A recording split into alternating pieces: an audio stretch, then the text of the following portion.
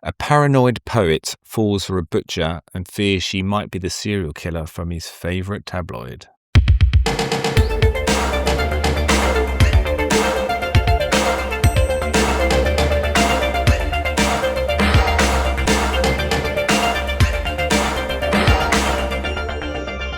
Welcome back to Cocktails and Shattered Dreams as we go through Kev's 100 favourite films of all time. Here we are. I feel like back in 1993 we could do the sound effect for the time travel, but that's actually it's the wrong film. Episode 29, number 72 on your list from that description is obviously 1993's So I Married an Axe Murderer, or is it Yes. So I Married an Axe Murderer, or is it So I Married an Axe Murderer? There's no comma, I guess. Yes. But almost... You didn't worry about that in the 90s. It was irrelevant. I mean, I think it invented having so at the start of sentences, didn't it? It's which was a very comma. 90s thing. Yeah, true. This is a very 90s film as well, isn't it? This definitely feels this that. is a very 90s film. We're in your 90s phase. We are. With last week with The Crow, and now this week. It's almost like the two opposite ends of the 90s. I think like the cool 90s grunge goth last week, and now the slightly dorky nerdy 90s this week. And we won't have any spoilers about which one I definitely identify with most. No, exactly, yeah. But yeah, So I Married an Axe Murderer. So 1993, I mean, just a packed cast outside of Mike Myers. Obviously, it is a Mike Myers vehicle. But also a lot of Saturday Night Live people that kind of pop up in there. Nancy Travis as the love interest. As Harriet, who I think is amazing, but we'll talk about that later. And then, Stephen Wright, Amanda Plummer, Charles Grodin. Director Thomas Schlamm, who, if you look through his credits after this, he is like the epitome of 90s TV cool. So he goes on and directs Friends, Chicago Hope, Mad About You, Spin City, ER, Ally McBeal, and then finds his way to West Wing. For a good couple of seasons there. I mean, that is a what did you watch in the 90s? Busy at 7 o'clock on a Friday on Channel 4 for the entire 90s. Yes, wow, it literally covered them all off, hasn't it? Yeah, nicely done. Well, yeah, all started with this film. This was his launch pad. Like, this guy's got some talent. Yeah. This guy really knows what the 90s is all about, even if we're in the 90s. A 20 million budget. Don't know how they spent 20 million, but they did, and made back 27 million, and probably did quite well in DVDs and VHS. Yes. It is one of the rare zero explosions, zero deaths, and zero animated characters on your list. So it's a. I mean, there's adjacent deaths, aren't there? So we don't see them, but we hear about them. I thought that you said that there were deaths last week. I couldn't remember, but I thought you said that there were deaths last week, and I was like, are they referring to just people talking about other people who have died? Because if they have, then that's there's going to be some really high numbers in some of these films. No, I think you're right. I mean, I've redone the AI, but I think you're right. I did say that. I think it was one death. Which I don't know what one it's gone out of the 3 husbands that died. Which one it went? Yeah, that one. We'll accept that one. Any film that features World War II in it, the AI is going to be like, and this film has 70 million deaths in it. Everyone's dead. Yeah, crazy, so I mean, a very different 90s vibe. The curtains, the laughs, the sarcasm, the t-shirt with an unbuttoned shirt over the top of it. I think it's fair to say, my memory of that, like I could quote probably most of this film just off by heart. I really liked it. I think I liked it because of 2 things. First, because it is the 90s at the time. It was my sense of humor. I could kind of identify it quite a lot. Mm. And then it kind of falls into that like lesser known movie thing, which is obviously something that I like. I like Wayne's It's World. almost a B movie, isn't it? Almost. Like almost. Yeah. But like it's like I like Wayne's World. Oh, do you? I like So I Married an Axe Murderer, and it just makes you just a little bit more pretentious and what makes people want to punch you in the face a bit more. Yeah. But that's my style. So yeah, I mean that's definitely you trying to punch people in the face. Yeah, no, I think it is. God, it's so 90s, isn't it? And like you said, like so much of it felt like it was definitely everything, like the clothes, the hair, like everything you said. It actually, I wrote down at one point, it feels like the 90s version of the Burbs. It's got like a little, an updated, what the Burbs could have little been like if it just moved into the 90s. Just an accurate portrayal of life in the Burbs. It is pretty much, isn't it? But yeah, I mean, it's and it's almost actually then also, I guess, the precursor to almost Grosse Point Blank as well. That's like the other thing. Like I feel like it's like an early version of that. Like it's got a lot of the key, like real fun music in it, which Grosse Point Blank has. But Grosse Point Blank is way more polished and a better film. But yeah, I mean, God, it was fun, isn't it? Like watching Mike Myers right back at the really near the start, and just what he was like, and the fact that he was playing two characters as well, getting his Scottish accent out, preparing for Shrek, and then he's very Mike Myers in it, isn't he? Yeah. So talk us through why it's on the list. Did you watched it sort of back in the day a lot? It was a DVD and video store rental, or take us through it.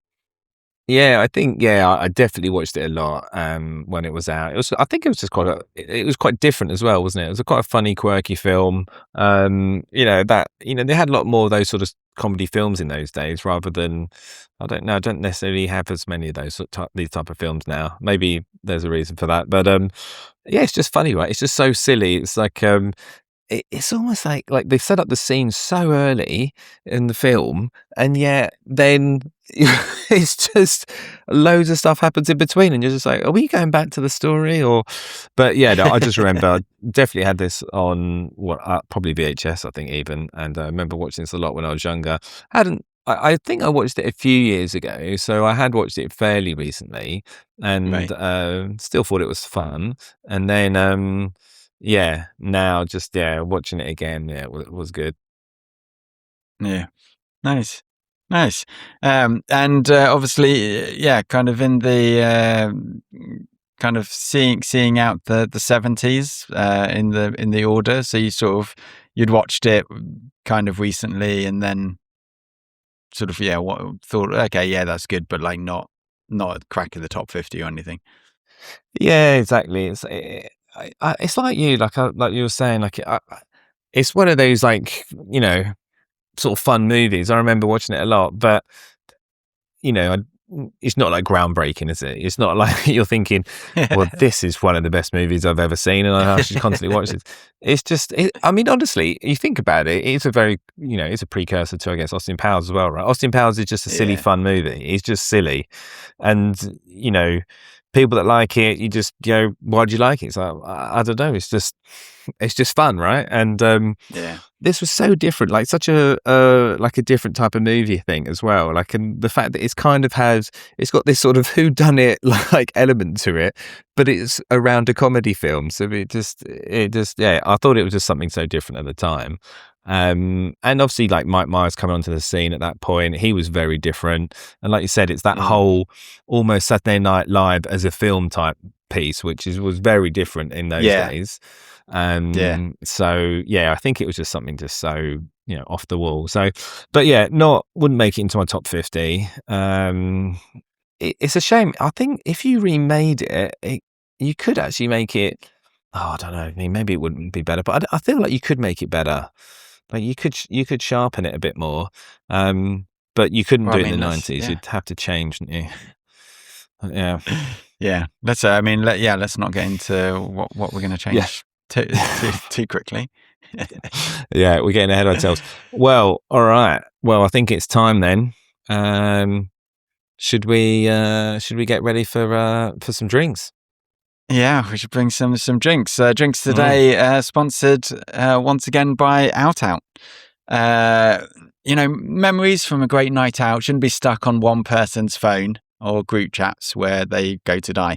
Out gives every event, that's trips, weddings, birthdays, nights out, its own private shared album. Everyone uploads everything that they see and take photos of, and then everyone can download them for free for 30 days afterwards.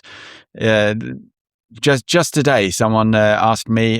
We'd gone away for a day up to Edinburgh to see the sights, and they said, "Oh, do you have any nice photos from that?" And I said, "Well, we did an out. You can just go on there and download them still because it's within 30 days." That was my wife, so I'm not convincing my wife how to use it. I'm not sure how anyone else is going to, but it shows that the functionality is there. So you can just download all of the photos for free for 30 days, or if you want to keep it in the app and have a list of memories that you can then go back and reflect on and look at. Very useful if your memory isn't the best. I'm now just pitching to Kev across the bar. Yes, exactly. Well, yeah. Or if you need to keep the album as a reminder to your wife of the specific apps that she should know how to use. Yes. Also a good reason to keep it. Yeah. Just, and one small payment for either use case, which is nice. Both very valid. Out doesn't try and get you to subscribe and make you forget about it. There's no ads. There's no infinite feed to go through. Just the photos that otherwise you'd never see in one place with the people who were there to enjoy it. Download Out from iOS and Android. There you are. Great sponsor as always. What drink has Out bought for you this week?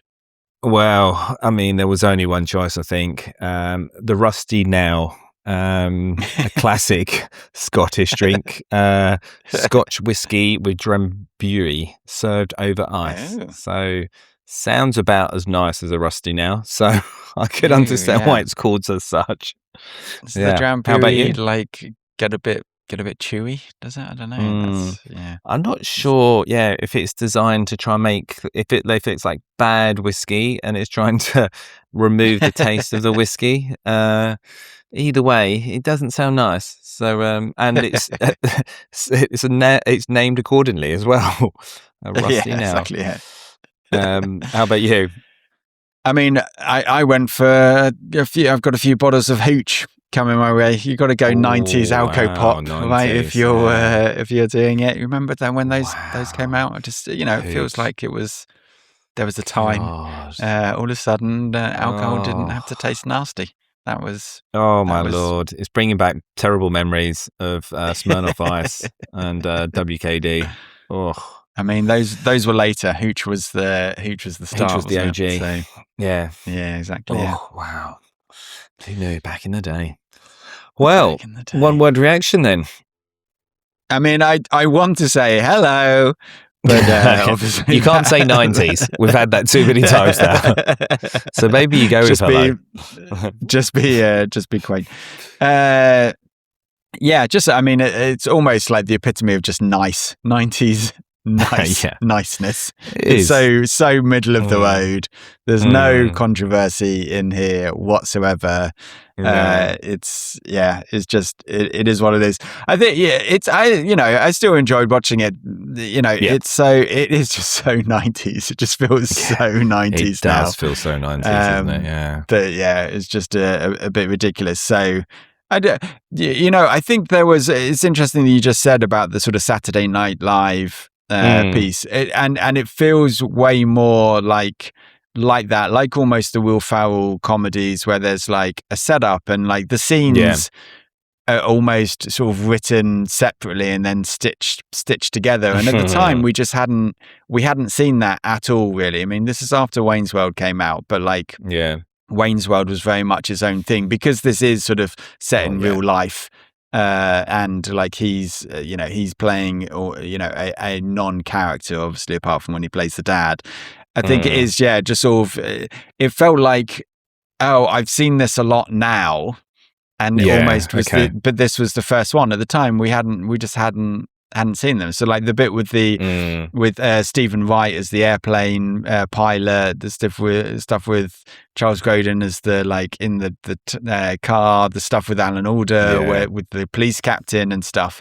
Like it all feels very disjointed now, but you kind of, that's because you almost recognize it. I think at the time we were just like, what's going on? This is so funny. It's just like one funny scene after another. Yeah. And you're right, and they all like you're right, it is kind of like little sketches, isn't it? Because you're right there. The thing about the cop, obviously, and like him like being, you gotta be like a nasty like 80s like captain.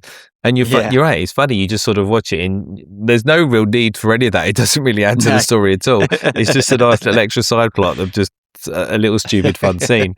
And then even like the scene at Alcatraz as well. Again, it's just it's just like just random. But you're right, it is very sketchy then, isn't it? In that sense. Yeah.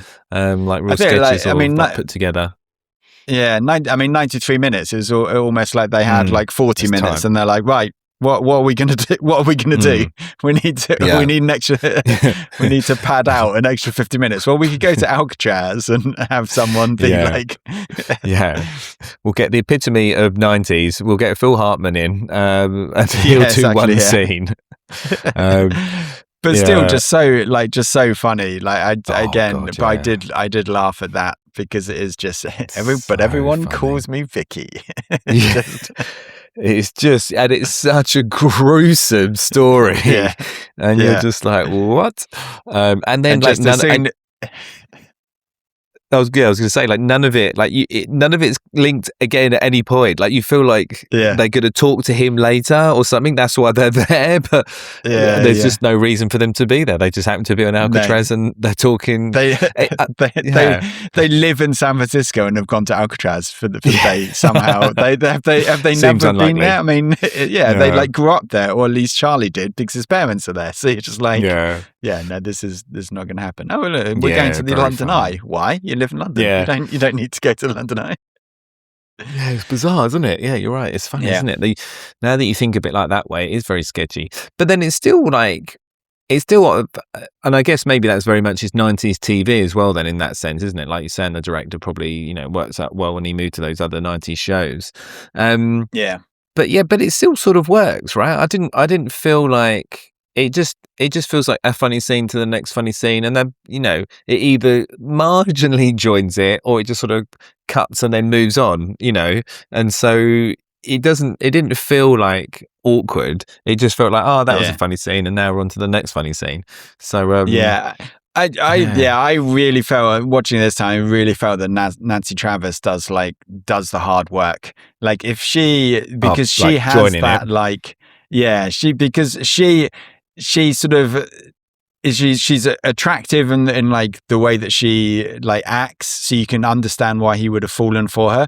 But like there is a little bit of kind of craziness to it, or there is like that. She has an edge to the performance, which I think is great. But she grounds it. She's not doing a bit at all. And obviously Mike Myers, like 90% of the time, he's doing a bit. No, it's his character who's doing a bit, so that's fine. But like he's always doing something. And I think without her performance, I think it could sort of go into a bit of sort of irritating. But she really grounds it as being like vulnerable, but also like taking care of herself and like attractive for him to actually go after you. Like, why he's interested in her, but like she's not a damsel in distress. But then is she the murderer? Like works still because she just is just a little bit, she wants to walk home in the rain and stuff like that. I just think it's I think she's great in it. And I think with someone else not playing it the same way, I think it would just be a bit too Mike Myers-ish and it could get a little bit annoying. Yeah, I can see that. You're right. Like it'd be like too much of him just doing like the little like sketches, and it wouldn't feel the same. Yeah. And you're right. And they set it up really well, don't they? Because you really do. Like if you've not seen this before, you would think Yeah, she is the axe murderer. Like they set it up so nicely where they just drop in like the small bits, like she knows a bit of Russian, and then she's like all the little bits that it's like, hold on, and then you shouting out Ralph in the middle of the evening. So which Ralph do we think that she was actually referring to? Well, because obviously she did have a husband. She has a friend Ralph as well. Yes, that's true. And I think that's good, like, because I was looking at like some reviews of that, and people were saying, oh, like you should have like maybe eased some more scenes with Rose and made it a bit like drop some stuff in, like, oh, it could have been her. But I think that's what I like about it, is that you don't have to have that. Like, I think it's just like you're pretty certain you're like it's pretty certain it's Harriet, but then you're like, but is that too obvious? It seems too obvious, but it seems like there is, and then obviously, you know, you find out at the end that it's not. But that's what's so. I think that's what's good about it, is his charm. Yeah, I don't think you can have Amanda Plummer on the screen more than she is, because she's so good. Like, she's so good at that, like, crazy. That I think if she was in it, like, then that's the thing. Even for the scene where she's like, "Oh, I won't tell her anything happened," and he's like, but like, that's such a great line just to drop in, so you understand that there's something there. But like, like that. I remember even watching it the first time, I remember thinking like that both make sense, and like, but it's not given away. But when she turns up at the end, you're just like, that figures, because she seemed a little bit strange. And then obviously, you know, most of her character is developed through montage, which is, you know, a 90s staple that we're here for. It is. So. Yes, exactly. And I think you're right, isn't it? Yeah, like the scenes that she's in, you know, she dials them up so well that you're like, she seems a bit bonkers. And so it seemed completely plausible at the end. You're like, yep, this seems completely plausible. Completely plausible. And I guess that's credit to her that she does such a good job in, you know, portraying that in the short scenes that she has. But, exactly. Yeah, obviously, last time we saw her, she was a nun helping Emilio Estevez in the future. So, you know, it's good to see her back. And I think that's the thing. And there's so many great lines. Like this is sort of goes back to the 90s. Almost, you know, I remember lots of lines from movies. Was that because I remembered them, or just because back in the 90s when I first started watching movies, most scripts were just a couple of good lines strung together. You couldn't write them down. You had to remember them in your head. So exactly. Now you put them in your phone and forget about them. Yeah. Otherwise you had to rewind and what did they say? So I think that also, like, is just some great lines. Yeah, just makes it so memorable. And again, like, you know, just almost sort of great line after the great line, and again, like, really helps Harriet's character as well, when he's like, you know, have you ever done anything evil? And she's like, well, you know, how do you define evil? And he's just like, it's very subjective. A bit strange. Have you ever brutally murdered someone? Well, how do you define brutally? Like, and then they just leave it there hanging, and you're like, what? Which is clever, because obviously they're setting her up, like, so you think, oh, maybe she is the murderer. I think they do a great job of that. I thought the shots with him and his dad, I felt like did pretty well. They stand up okay. I think when he takes Harriet to meet his parents, there's a prolonged shot where they're interacting, and that looks a bit sketchy now on a higher def TV. But on the whole, like, obviously they're cutting back and forwards, and I think it sort of it stands up. It's not like super noticeable it's the same person, which I think last time I watched one of the Austin Powers, I can't even remember, but like I was a bit like, that doesn't look so great now. Yeah, I think you're right. Like, there's almost a point where you're kind of like, is he looking at the slightly the wrong angle? But I think you're right. Yeah, I mean, it pretty much holds up, and they don't have too many scenes in together, do they? So I think it works pretty well. This was the early 90s. There's no tennis ball on a boom operator right now. You just have to guess. Just have to guess where the person's standing. So. I must admit, I thought it was pretty good. I mean, randomly I decided to do the dad. I mean, I don't know what the go was, whether he just was like, just been doing Saturday Night Live, so I'd like to do more than one character, and he wants to pull out the Scottish one as well, but who knows why. But yeah, it works pretty well. Like he definitely cooks as the dad, doesn't he? He needed to cook, so he's like, well, I can't if I'm a normal character, so it's almost like bloodletting back in the 19th century. It's like I need to get all of this funniness out, and so I need to do that. Yeah, I mean, it's good, right? And he only has like 2, maybe 2.5 scenes, so he doesn't have much. But he definitely, I mean, obviously they absolutely crucify the son while they're trying to watch the football. So many lines from that bit. He'll cry himself to sleep on his giant pillow tonight. I mean, just brutal. And then completely something I could see that happening in the 80s and the 90s. Possibly in Scotland as well. Exactly. No, I did think those bits were good as well. And I appreciated there was sort of a little bit more sort of San Francisco and a bit more sort of Hitchcocky references. I think kind of having obviously having just known a lot more about movies now than I did in 1993. Then there's definitely sort of some nods to other. To like other sort of murder mysteries around San Francisco. They do show San Francisco really well. And I think that, this was definitely almost the first time that I think, I would have actually sort of thought about San Francisco as he's kind of driving around and going up and down the hills. Like I hadn't seen it in that many movies before this. Yeah. So. It's funny, you're right. Now it seems so iconic, isn't it? The hills and the bridge, it's so like, it's been used so many times in movies all the time now. So you just sort of know it so well. But you're right, at the time it would have been, much more fresher and it was very different. And I think that's why I compare it to like Grosse Pointe Blank as well. I feel like, there's that same sort of element of like the cut. There's a lot of like just, in both films they have like little scenes with just driving around a little bit in cars and having like, like 90s music playing over the top. So it feels that those two feel very similar in that sense. But I mean, God, the soundtrack as well, still great. I love the soundtrack. So good. So many good songs in it. I would say they maybe overdo There She Goes a little bit. But when you're reading through the soundtrack, so these are the bands: Boo Radleeds, Toad the Wet Sprocket, Soul Asylum, Ned Atomic Dustbin, Spin Doctors, Suede, and the Lars. You're just like, man, that was a time. Yeah. What a time to be 90s. Alive. The 90s was. I know. You think now, like people would be like, "What are those bands?" And none of those songs are worth listening to now. But, they'll all be retro now. That's the true. problem. Like, they'll all come back in. Yeah, but like that again, like so like in contrast to last week with the Crow and like the grunge and the very different the different music. That was the thing. Like in the 90s, there was a real there was like a difference, right?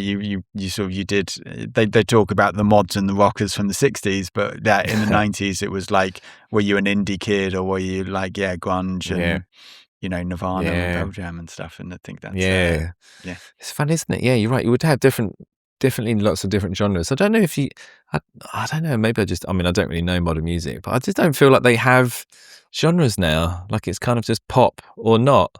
It's kind of how it sort of feels.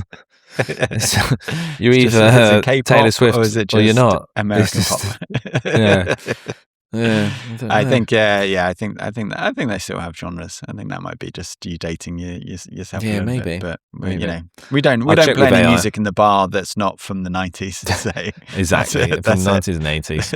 It's the only decades to be listening to. The jukebox here only has strict 80s and 90s. That's all we're doing. As well, it should. Well, I want to get onto the scores because after your scores, I think this is going to be an absolute banging mashup. So I cannot wait for that. Let's do the scores. So what did you give first watch? First watch, controversially, I'm going to give 92.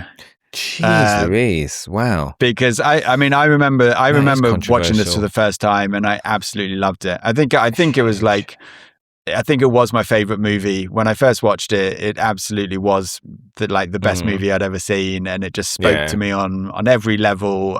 nice. I was a 14-year-old, 13-year-old version of Mike Myers, just doing something as quirky as beat poetry. I didn't do beat poetry, but like, I'm sure Rob is listening to this podcast being like, you definitely did do beat poetry. You totally did. Yeah. So yeah, I think, I'm going to put it right up there as the, wow. So how close was it? Was it close at all to being on your list? Or not? It was, it was pretty close. And then I don't think I rewatched it, but I just kind of felt like it was of its time. And I because I hadn't watched it for, I haven't watched this for like, sort of 15 plus years. So it was close, but then I was a bit like, almost. I would still put this in the same category, almost as like having the other guys instead. I think it's sort of like the SNL kind of skit comedy. I kind of felt was covered by other ones. Fair enough. Rewatch then. I mean, God knows where this is going to go. From a 92. So I took it down to 62. Okay. I took it down to 62 just because I feel like we saw this a lot. And so I think it's... Are you like deliberately just trying to win this week? Is this what you're doing? I mean, I know that you've been sad that you haven't, one of your films hasn't won recently. No, I think the thing is you've seen it a lot now. I think the Austin Powers for me, just like they shouldn't have done 3 of them. There's talk about a 4th now as well, but like, they just shouldn't have done because it just got so repetitive. And then I think the SNL like sketches and stuff. You kind of, you've seen all of that, but like, there's a couple of times, I think he even does the Dr. Evil laugh. And then like taking a joke too far in order to make it funny again, and like looking down into the camera and stuff. There's like, that's the thing. This was the first time we'd seen it, but like now we've kind of seen it. Yeah. So out of like Wayne's World 1 or 2 or both, and then the Austin Powers franchise, and then this, which one would you say this is your favorite out of all of them? Yeah, the thing is that because this is kind of real world, then I think it's sort of different to Wayne's World or Austin Powers. Like, I think because both of those I remember really liking, but like you just wouldn't watch them over and over again because, for me, they get a bit grating. It's a bit like, okay, well, I remember like the first one came out. Like that was on, like I feel like I've seen the first one quite a lot. And then I don't know, like the others I'm like, maybe not so much. But you're right. They all very similar, aren't they, in the end? And it kind of almost dents this one a little bit because you're like, oh yeah, they also then done this in Austin Powers a million times. So which, credit to, if you can use the same character and put it into 4 different films, exactly, why not? Yeah, make some money. Interestingly, Google Gemini has gone full socialist. I was looking up Mike Myers' net worth, and it said his net worth is $200 million, so he doesn't need money anymore. And I was like, thanks for that. Thanks for that little editorial, a little editorial addition there. Clearly. So hold on, maybe this will be good. Maybe when the bots take over, they'll be like, "Oh no, Musk, you've got too much money. We're going to take some of this away and give it to someone else." Yeah, maybe that would be the logical thing to do, wouldn't it? Is to actually distribute wealth. So maybe they'll be logical and just be like, "Yeah, you know what? Actually, all of you billionaires, we're going to take all of your money and give it a Robin Hood AI. Imagine it. That'd be so funny if AI turned out to be like socialist. Would just be the so irony funny. Of it all fed by huge billionaire tech CEOs, and then it steals all their money and gives it to the poor. Hilarious. Oligarchs can't be trusted. I think we all realize that. So romance then. How would you? Just out and out romantic comedy, isn't it? It's got to be the most romantic film on your list so far. I'm going to give it 95. I think it's just huge. It's just out and out romance. So it is a romantic comedy. There's no getting around that. Yeah, it is. And you just don't see you just don't see romantic comedies based on a beat poet thinking his wife is going to kill him these days. Well, whatever happened to those? I know. They should be like 10 to a penny. And now none. I mean, some big scores here. Okay. Action then? I mean, I guess, it's not so much action. Not so much action. I mean, the last scene is obviously a little bit action, but I feel like even the last scene, they play it a bit too Wile E. Coyote and like, I don't actually like the last scene a bit because I do think it then becomes very silly. And I think up until that point, they've avoided silly and they've gone for funny, but then agreed. But I do actually like the fact that his friends like talking to Harriet and you can hear them. You can hear them like getting beaten up on like the axe coming down. Yeah. But again, you're a bit like, but then that means like he's not bothered about his friend. He doesn't actually ask where Charlie is, and so then that whole thing becomes just a bit too silly.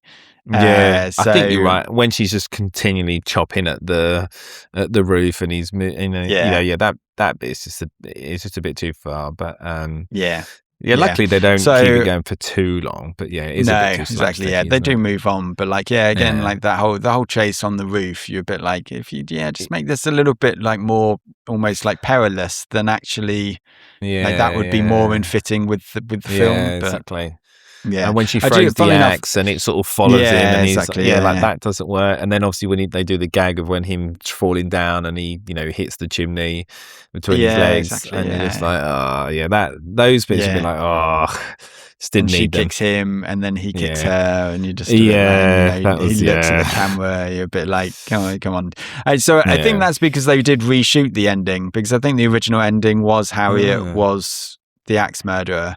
And then almost like he didn't care, and he escaped, but then visited her in prison and stuff, and was a bit. I think like they were almost going for a bit ending.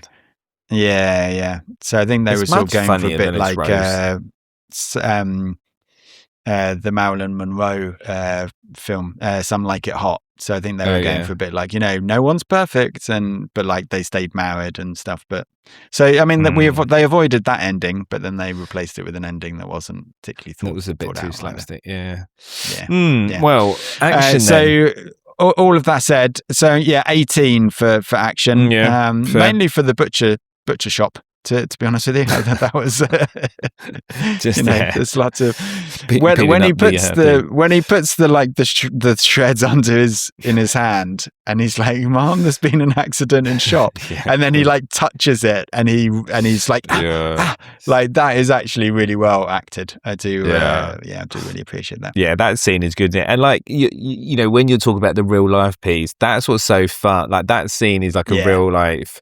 It is like it feels like a live date that you're watching, right? He's helping her out, but they're having a bit of silly fun with it, and that's the I think you've nailed it on the head, right? That's the silliness and the fun, as opposed to just like the roof scene, which is a bit slapsticky and absurd. Yeah, exactly. Yeah. All right, soundtrack then, and then soundtrack. 72. Great soundtrack. They overplay. There She Goes, even though it's a great song. But I mean, just the Spin Doctors being on there, you're transported back to a certain place that for some of us is very special. So I know, you can't go wrong, can you? Really? Yeah. Well, any line to describe the pod?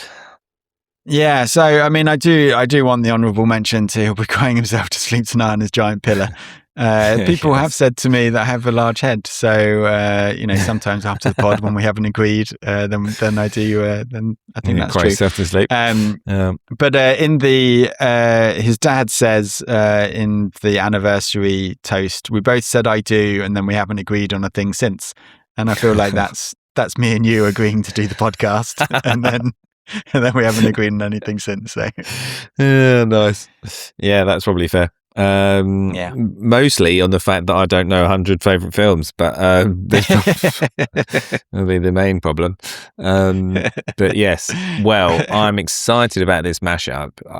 I'm hoping for some big things here. Yeah, well, funnily enough, so the AI just wasn't cutting it, so I actually did it yourself. ditched. I ditched the AI. Nice. So we have a film called Murder Record. Nice. After retiring from the police to run a record store, Tony has to deal with a ragbag collection of employees who are slowly driving him crazy. Things turn real when they hear a shoplifter who had been apprehended has turned up dead. Now everyone's a suspect and it's hard to separate truth from fiction, an alibi from an almighty lie. Backed by some of the 90s greatest hits, Tony has to figure out who's lying, who's not really a part of this plot, and if anyone has actually been killed, all before the beat poem competition taking place on the roof at midnight. Wow. Yes. I think that sounds the second film that we're about to talk about definitely sounds way better. Possibly. Have I mashed them up well? I thought because it's Anthony LaPaglia as well. I know. So there is a universe where these two films exist together. So exactly, he crosses over. Yes. Well, I mean, the fabulous Empire Records. It was a fun one. Yeah. Number 79 on my list. Where was it? It was 71 for you. So, pretty close. That was an interesting film. It was. I didn't hate it. It's just kind of not like it. I didn't hate this film, but it's kind of just weird, isn't it? It's just like I think we said at the time. It's very similar, I guess, in the way to Sorry Murder and Ex Murder. It just seems like it's scenes together, but they don't quite stitch as well. And I guess because it's not as much of a comedy, you can't get away with it as easily. So so I went first watch. I went for 54. It's pretty. It was all right. Didn't mind watching it. It's higher than I thought because I remember when we watched this, you were just like, "What on earth is this? What have you done?" So. I mean, it's is it 90s Empire Records? Yeah. I mean, that's the thing. It feels 90s as well, doesn't it? That film. It feels like a very much, angst and people teenagers trying to work out what they're doing in the world, which there's plenty of, and we loved in the 90s. So, not dissing that. I mean, it was all right. There's better films on your list. That's the thing. Rewatch. Then I went with 43. Still, it was all right. I think you could keep watching it. There's not, it's just a bit weird, isn't it? Like we were saying that I think there were some key scenes that they probably took out, or they need something just to help stitch it together, and it would be much better, and it would be like really way better. You kind of need what's his name? The guy who's in Clerks. What's his name? Kevin Smith. Yeah, you kind of need like Kevin Smith to just take it over and just like sort that film out, and you can see him doing it. Just re-edit it. There was like 27 films that they shot, so just put it all together. That's the glory of watching it. You can watch it over and over again because suddenly you're like, wait, that doesn't. What does that scene have to do with anything else? Why is that? That's true. If you had access to all of the endings, actually the rewatch would be about 90 because you'd be like, it's like 20,000 films in one. It's like the Warlock of Firetop Mountain. You can make your own film. You can roll a dice and just choose a different scene. And then romance. There are some key romances in it, I'd say. So I went for 65. Nice. Action. There's not much action really. There's a little bit of like bits and pieces. Chasing. So I went the shoplifter. Yeah, and exactly. Like a little bit of. I guess, the, different type of action with the girl as well and stuff, that sort of theme. Anyway, so I went with 35, which nice, reasonable. I thought maybe a bit high, but anyway. And then soundtrack 58, pretty solid. 58. I think that's harsh on the soundtrack. It's a great soundtrack. I did have it higher, but I had it at 80 and I was like, I don't know if 80 is too high. Is 80 too high? 80 might be, Let's split the difference. We'll go 67. There we go. Just to be down with kids. And then, yes, for the quote for the pod, I have, I don't feel that I need to explain my art to you. think we've both been in that position. Sadly, already many times for me, and we're only on 71. So yes, that's. I think you need to explain your art to yourself. That's the the problem. Yes, so many films I actually like, but aren't on this list. That's a good one. Cool. Yeah, I thought it was fun. All right, do you want to roll or shall I roll? You can roll. Give it a roll. Let's go. There's not many options I can win here, so let's see how we go. Rewatch. There you go. We'll give it to rewatch, which I think is probably fair. Yeah. Nice. And then it would be good. It would be a good rewatch, I think. So Married, Max Murder. And your punishment for winning is you have to watch it again now. I'd happily sit down and watch this again. This is a good. Yeah, I mean it's only 90, isn't it? It's so easy. It comes in and out before you even know it. It's not 2 hours of the abyss. not one that I think. Yeah, it'll be interesting with Poppy. I don't know how old she would have to. She loves a murder mystery. But then there's a lot of this that's like to do with the relationship, and it is a romance. And she's not there on the. She will stop a TV show or a movie if there's romance at all. How in it. Funny! And I'm not allowed to make eye contact if there's any romance. She's like, "Don't look at me." Wow! How much is going to change? What a shame. Enjoy these years while you can. Yeah. What do you think? What do you think Charlie would be doing today? Well, I think there's only one Kevin option. Smith directed remake. True. There's only one option. He obviously becomes the editor of the Weekly World News. I mean, now that he knows it so well, what else would he be doing? Harriet opens an axe throwing franchise across the US. Sponsored by herself, and Rose would probably be the emblem or the branding. And then Tony opens up his own immersive 80s cop show experience, bit like an escape room, but for 80s cop shows, where you mainly just get shouted at and thrown stuff at, and then you leave. Amazing. But you also get to hijack a car and also jump on the bottom bit of a helicopter. Yeah, he's the best bits. Yes. So yeah, what about you? What did you have? I mean, Charlie's bound to be like an old influencer now, still putting out his poetry. Now, unfortunately, now everyone has a voice. Whereas if you just avoided that bar, you probably never had to put up with his beat poetry. But unfortunately, he does that now. I thought his friend probably just wants his boss to be nice to him again. now things have gone too far the other way, and it's like now my boss is just really nasty to me and trying to get me to quit. So that would make sense, wouldn't it? Yeah, I did like those scenes, I must say. I thought they were funny, and then I think the captain does a great job. And he's like, so was that okay? And he's like, I felt like I went a bit too far that time. It's like, no, it was good, but I've got to go. I've got to leave. I really felt good to be good. I love it when he's explaining it to him, and he's like, you sort of say, I've told I've had to go to the commissioner to back you, and he's like, well, that's interesting.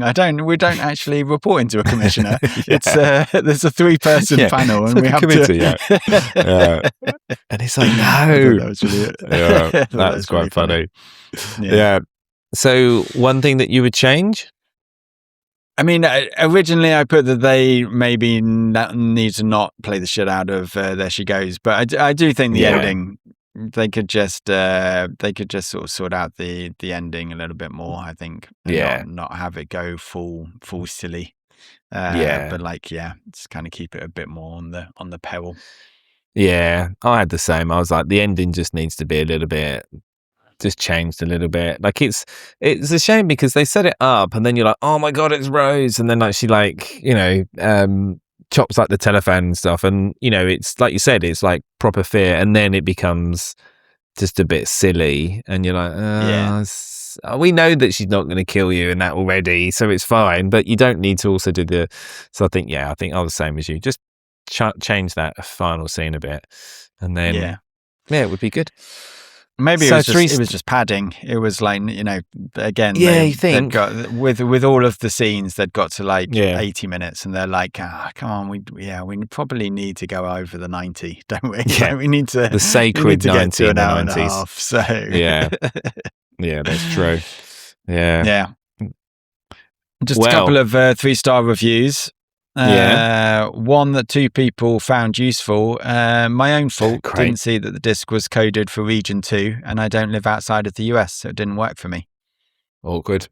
Yeah.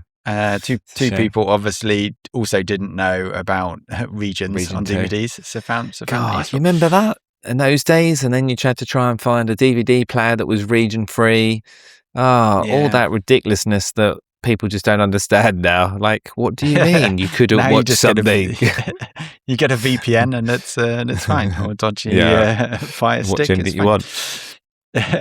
And then another one, Mike Myers is hilarious in this classic 90s movie. His comedy is all his own, and if you're a fan, you will love this movie. There is a dark side to this love story, but the humor keeps it lighthearted. I'm not sure I'd say dark side per se. No, I mean, it is called Sarah Bowden Axe Murderers. There's going to be some sort of stuff in it. But this is a 3-star review. Yeah. And obviously, say the opening line again. Mike Myers is hilarious in this classic 90s movie. His comedy is all his own, and if you're a fan, you will love this movie. 3 stars. I 3 stars. What? Yeah. Obviously, why is that not 5 stars? This person does not love his comedy. Yeah. If you love Mike Myers, it will be amazing. There's just too much of a dark side to the love story in the film. I married an axe murderer. Yeah. I didn't expect it. They just came out of nowhere. So yeah. How funny. So weird. There you go. So, all right. this was 72. 72 on your list. Where are you going to have it? Well, I think I've learned the knack that I didn't realise. I think you must have done this as you were doing your list and I just wasn't paying attention. So rather than just filling gaps in, I'm moving everything around. It just makes it a lot easier to do. So I'm putting this at 91 and shifting everything around. So that means it's just above Last Crusade and just below Running Man. So I still enjoyed it, but I mean, it was okay, but I think I'd still prefer to watch Running Man again.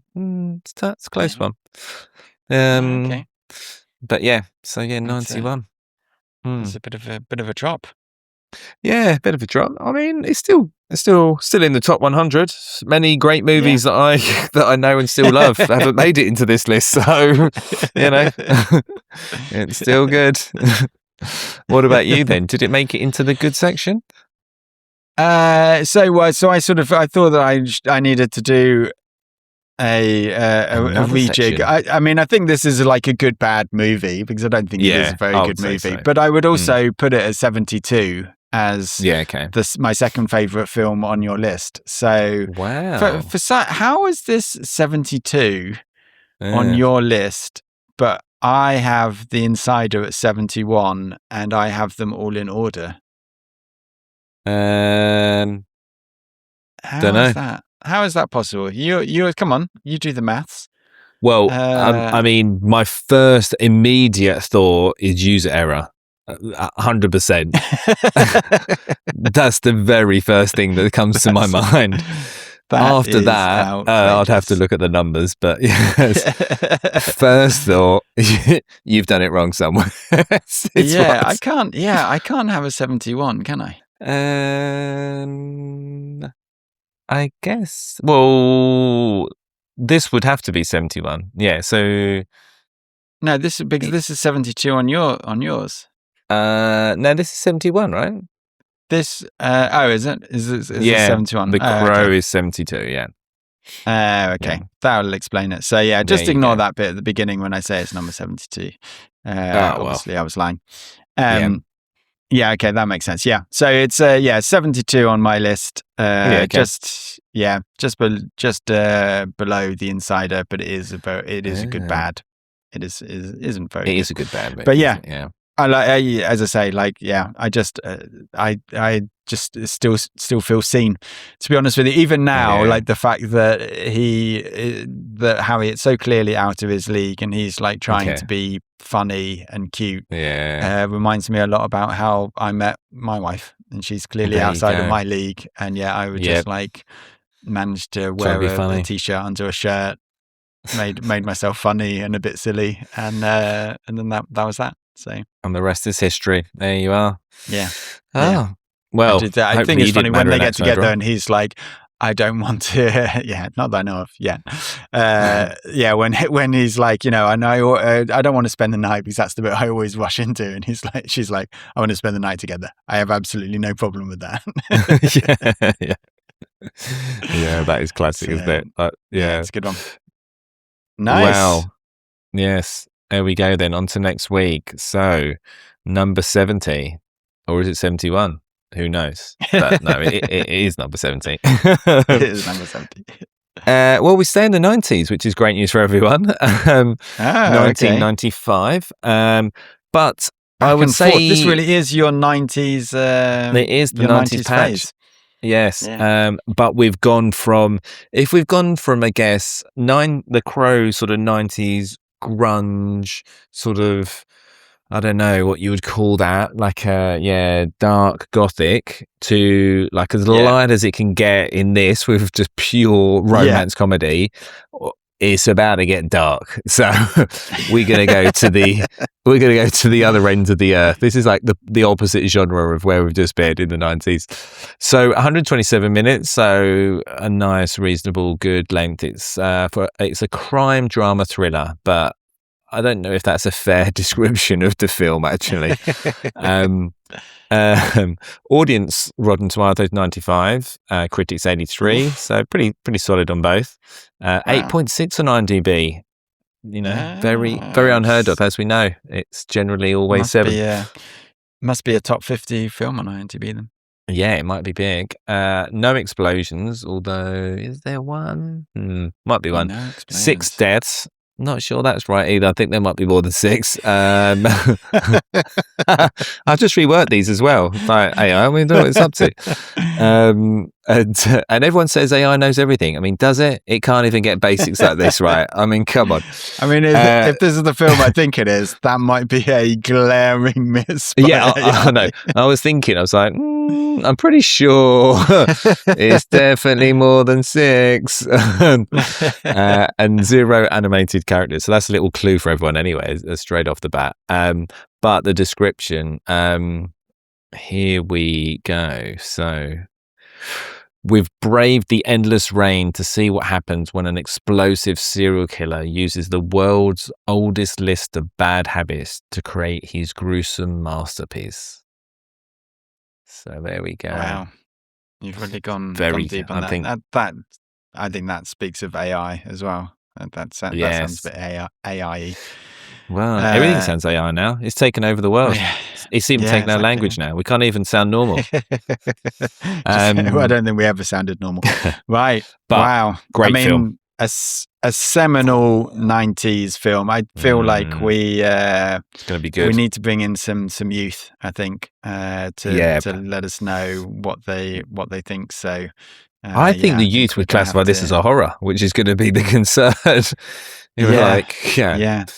This kickstart. I think this kickstarts so many things, including the director's career, arguably 3 of the actor's career, and also an entire genre. So and it rains big. A lot. That's my memory of this. Great. Awesome. Well, look forward to that. Thanks to Tom Miller for coming down to the for coming up with the theme song and coming down to the bar to give us the theme song. Put it on the jukebox for us.